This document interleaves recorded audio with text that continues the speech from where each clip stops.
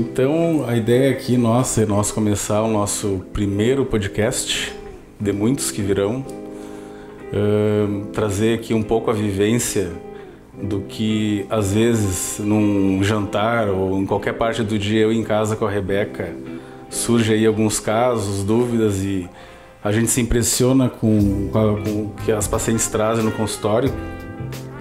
Então, essa ideia surgiu para tirar dúvidas das pacientes e mostrar um pouquinho da nossa vivência e agregar com esse tipo de modo de entretenimento para mostrar a vocês aí que às vezes alguma dúvida que a pessoa, eu não quero ir numa cirurgia plástica ou não quero ir na gineco por alguma vergonha, é uma maneira de, daqui a pouco é meio semelhante com alguma paciente, algum caso que já veio aqui, se aquela ali foi, então de repente eu posso ir. E tem jeito, eu tenho solução, sabe? É tentar desmistificar, melhorar a autoestima. Então hoje aqui eu tô com a doutora Rebeca Mioto, minha esposa, gineco-obstetra, e eu, cirurgião plástico. Nós vamos tentar aí fazer o melhor possível para tirar as dúvidas. E o que eu acho legal também é que o nosso público de pacientes é meio parecido. Então a gente consegue, as pacientes geralmente têm dúvidas, a gente consegue ir tirando dúvidas de vocês, porque são áreas que se complementam. Então, tu começa se apresentando? Já me apresentei, tu é surda? Então vamos lá. Então eu sou o Dr. Edson Missal Júnior. Sou cirurgião plástico, né? A gente se formou na Universidade Católica de Pelotas em 2009. A Rebeca era minha colega e lá foi onde tudo começou. Nós éramos amigos, colegas, depois ficamos namorados, estudávamos juntos. Eu para a prova de residência, eu para cirurgia geral e a Rebeca para gineco e obstetrícia. Porque eu, antes de ser cirurgião plástico, eu tive que fazer cirurgia geral, que faz parte do pré-requisito. E aí, cada um foi para um lado. Eu fiz a cirurgia geral em Santa Maria, a Rebeca em Porto Alegre. E depois eu voltei a Porto Alegre, onde eu fiz cirurgia plástica no Hospital Cristo Redentor, que foi justamente o hospital onde eu fiz um estágio em 2006, na faculdade. E a partir dali eu me decidi querer fazer cirurgia plástica. Então o destino me colocou no mesmo hospital. E eu, então, sou a Rebeca Mioto, sou ginecologista e obstetra. Fiz a minha residência aqui em Porto Alegre no Hospital Fêmea e acabei a residência em 2012. Desde lá trabalho então no consultório com isso. Vamos começar. Então nós vamos começar tirando umas dúvidas aqui. Eu acho que uma dúvida que surgiu bastante é em relação às cirurgias, né, plásticas, quando é que a gente pode fazer depois do parto e quais tipos de cirurgia se pode fazer ou não amamentando. Então acho que a gente começa por aí. Exatamente. Então uma dúvida frequente é quanto tempo após a cesárea a barriga, o abdômen voltam ao normal. Em média, quanto tempo depois? Geralmente, isso varia muito do biotipo da mulher, de quantas gestações ela teve, mas em média, em 6 meses, o abdômen já voltou ao normal e é um tempo já onde a paciente pode procurar o cirurgião para começar a planejar essa cirurgia. Porque o abdômen ele tem ali um tempo de adaptação, né? Todo o inchaço, todo o retorno e às vezes a diastase que foi criada, né? Aquela separação do músculo da gestação, quando ele retorna, ele tende a retornar às vezes até ao próprio lugar onde ele estava, não sendo às vezes nem necessário corrigir uma diastase. Sim. O que mais que tu acha que tu complementaria com essa? Não, eu acho que realmente é isso, né? A gente espera em torno de 6 meses, né? Para o abdômen voltar ao que ele era antes. Essa questão da diástase surge muito essa dúvida, né? Porque tem pacientes que ficam com uma diástase bem importante, que acabam tendo que corrigir junto com a cirurgia plástica, com a abdominoplastia, mini abdômen, acho que a gente pode também falar sobre isso. Mas eu acho que para a paciente pensar em fazer uma cirurgia plástica, ela tem que esperar no mínimo 6 meses, independente da via de parto, se foi parto normal ou se foi cesariana. Exatamente. Algumas assim, queixas pós-gestação que a gente vê, que chega aqui no meu consultório, é assim: a minha cesárea ficou torta. E às vezes até em casa eu discuto contigo sobre isso. Mas como que vocês às vezes fazem um corte meio torto, né? Que a gente tenta sempre ser minimalista na cirurgia plástica, fazer cortes simétricos.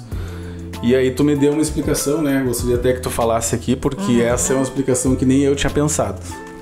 É que muitas vezes quando a gente vai, né, tá lá na hora da cesárea, tem um bebê que tá ali dentro da barriga e às vezes o bebê tá posicionado com o dorso, né, com as costinhas mais para um lado, às vezes mais para o outro. Tem bebês que já estão mais encaixadinhos, bebês que estão mais altos, que a gente chama, né? Então, quando a gente faz a incisão, o corte da cesariana, a gente faz retinho, mas às vezes se o bebê tá posicionado de uma forma ou de outra, depois que o bebê sai, o abdômen, né, fica retinho e aí realmente pode ficar um pouco mais tortinho para um lado ou para o outro. E isso não tem como a gente prever, né? Porque depende muito da posição que o bebê tá antes ali, né? No tempo imediatamente antes da cesariana. Só um parêntese, como tu fica bonita no microfone, se tu não quer fazer parte da entrevista do Jornal Nacional, jornalista, tu ia ficar aqui. Eu topo. Então, assim... Não, errado nunca tá, né? Então, assim, como acontece essas posições variadas do nenê, o obstetra vai lá, vai cortar.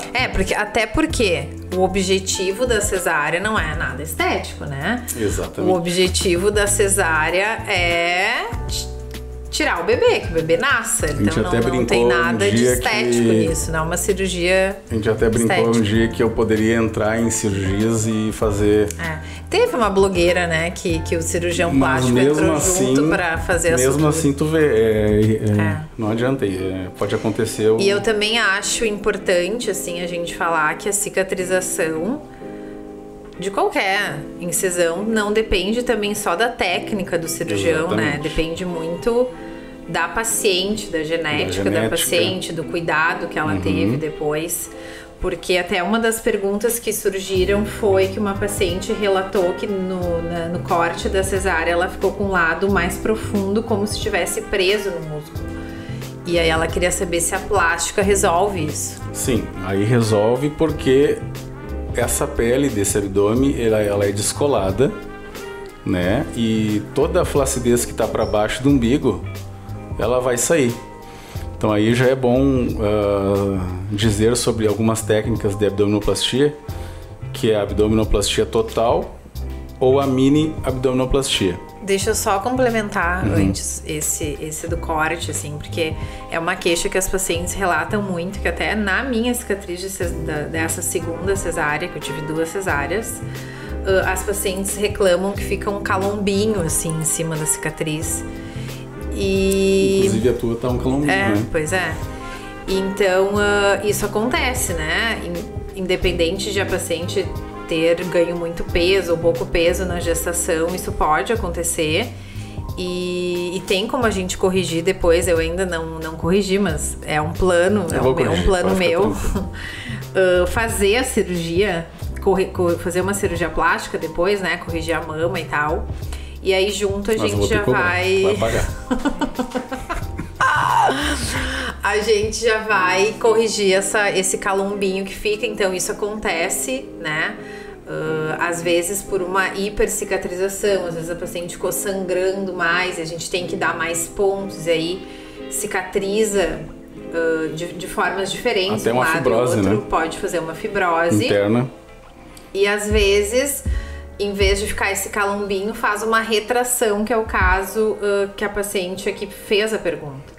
Então a gente, durante a cirurgia plástica, consegue corrigir isso. Exato. Né? Só então, para chegar até ali, é feito exames antes da cirurgia, e o principal deles, que eu sempre peço, é uma ecografia de parede abdominal para ver o que tem de aderência, se tem hérnia, que é uma protrusão de alguma parte interna do abdômen para fora, né, que possa aí complicar durante a cirurgia, e também quantificar a diastase, né? O que é diastase? É a separação da bainha do músculo reto abdominal, que acima de 3 centímetros, 2,5 a 3 centímetros, já é considerado diastase.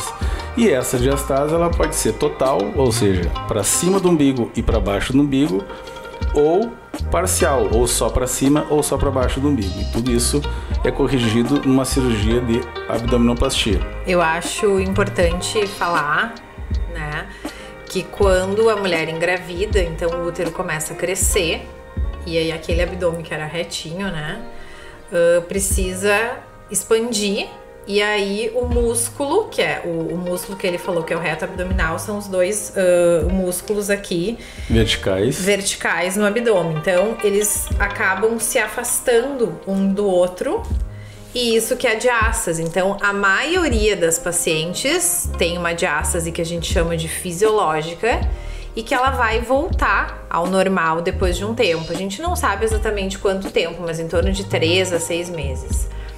Então a maioria das pacientes tem essa diástase fisiológica, que é que vai voltar e que não precisa fazer nada. Tem pacientes que precisam, que somente com fisioterapia, com um treino voltado para o fortalecimento do core abdominal, só fazendo isso já conseguem resolver. E tem casos que acabam tendo que ir para a cirurgia. Então, quando a paciente faz tanto mini abdômen quanto abdominoplastia total, que você fala? Isso. Junto com isso, ela consegue corrigir a diástase também. Deixa eu diferenciar aqui o que é uma da outra. Uma abdominoplastia total é aquela onde eu consigo tirar toda a flacidez que está abaixo do umbigo, refazendo esse umbigo, né? A gente chama de neo-umbigo, e corrigindo a diástase, tá? A diferença da mini é que eu tenho uma pequena flacidez para cortar. Quando tu corrige a diástase, tu costura o músculo. Exatamente. É isso, né? Corrigir então, a correção da diástase não tem nada a ver com a correção da flacidez da pele. Exatamente. A flacidez da pele se corrige com a abdominoplastia. Exatamente. Tá. A diferença só é que a mini abdominoplastia, eu não mexo no umbigo, eu tiro uma pequena flacidez de pele, onde a paciente, na consulta, eu vejo, consigo quantificar essa flacidez, tá? Daí eu não preciso fazer um novo umbigo. Teoricamente, eu não conseguiria acessar o músculo para poder fechar ele, corrigir a diastase. Mas quando isso acontece, essa diastase é muito evidente, mesmo numa mini abdominoplastia, dá para se fazer isso descolando o umbigo e aí sim acessando esse túnel para poder fechá-lo. Então aí a diferença é isso. Algumas dúvidas que surgem é se a mini abdominoplastia o corte é pequeno. Não necessariamente. Às vezes o tamanho do corte é o mesmo do que uma cirurgia de abdômen total. Exatamente. Porque essa sobra de pele lateral que vai contar o tamanho do corte, né? Não adianta querer fazer um corte pequeno e ter sobra de pele lateral e a paciente ficar com aquelas dobras, tipo o que a gente chama de orelha de cachorro. Então é isso aí.